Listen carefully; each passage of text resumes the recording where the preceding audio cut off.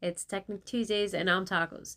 Since it's getting close to Halloween time, let's build a trapdoor for our LEGO haunted house.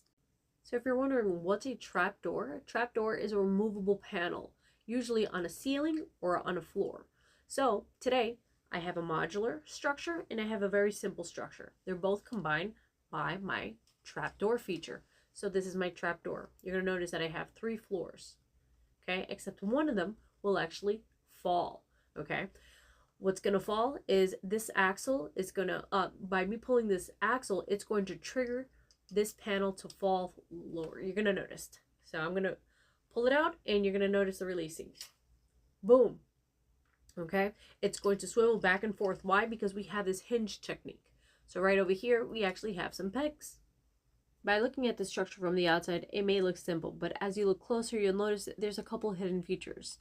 So not only is this floor being supported by this axle and pegs, if I release it, you're going to notice there's another color, yellow. That's because there's more studded beams. So let me take this apart and explain to you how it all works. So I'm going to try and explain this as simple as I can as I take this apart. So some things that you're going to need are plates.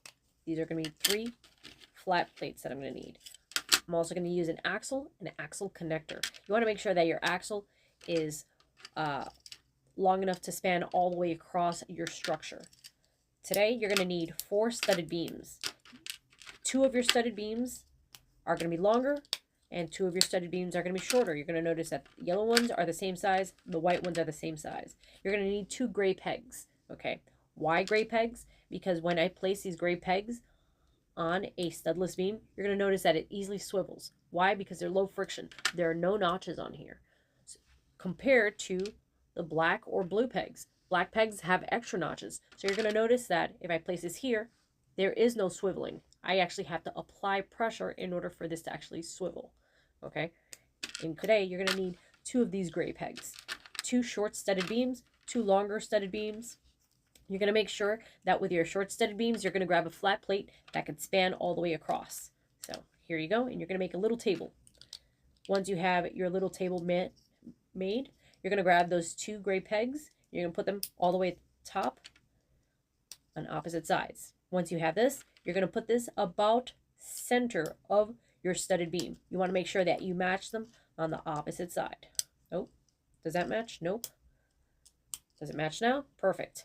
Now, we want to make sure that we grab like an axle connector or a bushing, something that you're able to grip that axle.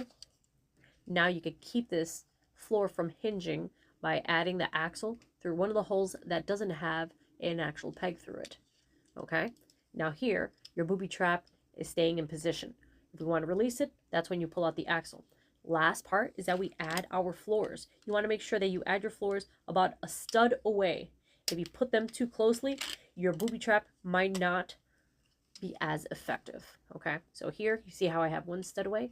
If I were to put this a little bit too close, let's see what would happen. All right, if this is too close, they're right up next to this flat plate. I'm going to release, I'm going to try and trigger the booby trap.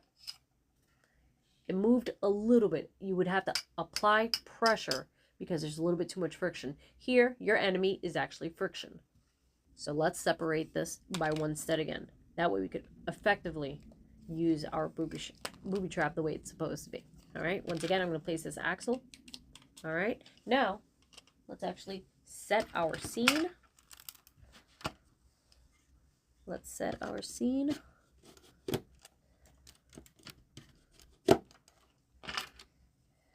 All right. Come on. We're going to pretend. Okay, so now that we have our trapdoor all set, I fixed them onto my props. I'm going to set up a whole scenario. Here, I'm going to add some floor cushions by adding some clouds together. I'm going to have my minifigure running away with the last of the apple cider because it is that season. And I'm going to have Mini Taco running after me. Okay? Let's see if we can release this mechanism. Run away! Run away! Release the mechanism and ta-da! Thanks for watching. Hope you enjoyed.